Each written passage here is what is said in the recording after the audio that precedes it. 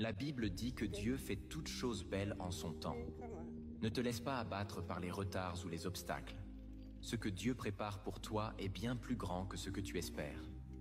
Chaque graine a besoin de temps pour germer, et chaque saison joue son rôle. Même la pluie nourrit la terre avant que les fleurs ne s'épanouissent. Tu n'as pas besoin de tout comprendre maintenant, mais simplement de marcher par la foi. Au moment parfait, les portes s'ouvriront, les bénédictions couleront, et tes prières trouveront leur réponse. Dieu dit: « Je connais les projets que j'ai formés pour toi, des projets de paix et non de malheur, afin de te donner un avenir et de l'espérance. » Les larmes d'aujourd'hui arrosent les graines de ta récolte de demain. Bientôt, la lumière brillera, la victoire sera évidente, et tu comprendras pourquoi l'attente valait la peine. Alors, fais confiance à Dieu. L'attente n'est pas une perte de temps, mais...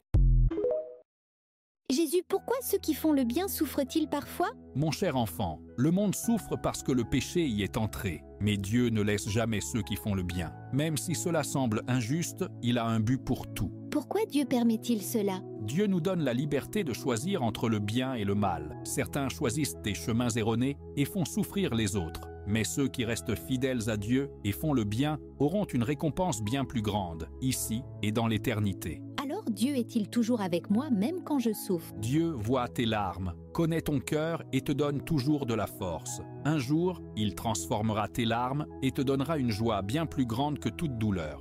Lorsque tu te bats seul, tu apprends la valeur de la persévérance et de la détermination. Tu dois te relever à chaque chute, te motiver à chaque obstacle et te convaincre que tu es capable de réussir.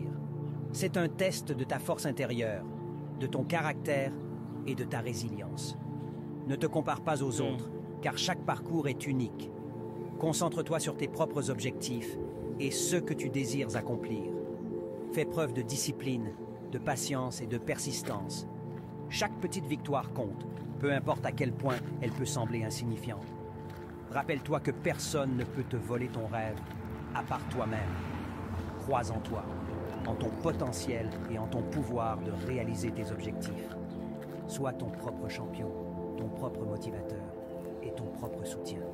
Tu es capable de bien plus que tu ne le penses et tu as tout ce qu'il faut pour atteindre tes objectifs. Le doute est une expérience courante sur le chemin de la foi. Il peut provenir de diverses sources, comme des questions intellectuelles, des luttes personnelles ou l'influence du monde qui nous environne. Lorsque nous rencontrons des personnes en proie au doute, il est essentiel que nous réagissions avec miséricorde et compassion. Avoir de la compassion signifie manifester de la bienveillance, de l'empathie et de la patience à l'égard d'autrui. Cela implique d'écouter sans juger, d'offrir du soutien et de fournir un espace de confiance et libre de conflits pour avoir des conversations honnêtes. Lorsque nous faisons preuve de miséricorde envers ceux qui doutent, nous créons un environnement dans lequel ils peuvent exprimer ouvertement leurs questions et leurs préoccupations, sans craindre d'être rejetés ou condamnés. Jésus a toujours fait preuve de compassion à l'égard de ceux qui luttaient dans leur foi, leur offrant compréhension et conseil. Il n'a jamais repoussé ceux qui le cherchaient, même s'ils avaient des doutes ou des incertitudes. Lorsque nous faisons preuve de miséricorde à l'égard de ceux qui doutent, non seulement nous les aidons dans leur cheminement,